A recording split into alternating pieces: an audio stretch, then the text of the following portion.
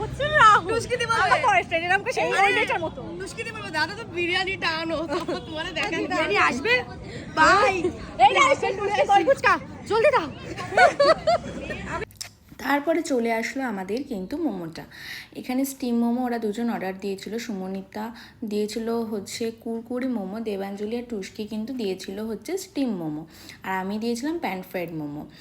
আর এখানে আমার মোমোটা একটু লেট হচ্ছিলো, ওই জন্য আমি বসে এদের খাওয়া দেখছিলাম। আর খেতে খেতে যেভাবে এরা যা করছিল আলাদাই ভাই, পাশের লোকজনগুলো শুধু ভাবছে যে এরা কারা, দিয়ে এসছে। তো তারপরে আমার মোমোটাও দিয়ে গেছে। তোমাদের একটু ফ্ল্যাশ চালিয়ে দেখাই। মোমোটা এত সুন্দর জুসি আর এত দারুণ লাগছিল খেতে, জাস্ট মানে মোমোটা এখনও ভাই চুমু, পুরো চুমু মোমো, এত সুন্দর করেছে মোমোটা। তো তারপরে খেতে খেতে খেয়েছে বিষম, আর আমরা এমন সুন্দর ওর বান্ধবী যে ওকে আমরা জল না দিয়ে আমরা ওর ভিডিও করছি আর মজা নিচ্ছি। তারপরে এখানে কুরকুরি মোমো চলে এসে, আর পাশেরটা মনে হয় শুধু প্যান ফ্রাইড ছিল, আমার ঠিক মনে নেই। তো মোমো খেতে খেতে তারপরে আমাদের হঠাৎ করে মনে হলো যে যাই একটু নতুন গ্রাম দিয়ে ঘুরে বাড়ি যাই, রোজই যেটা করি। তো খাওয়া দাওয়া শেষে চলে গেলাম আমরা একটু নতুন গ্রামের টাক খেতে।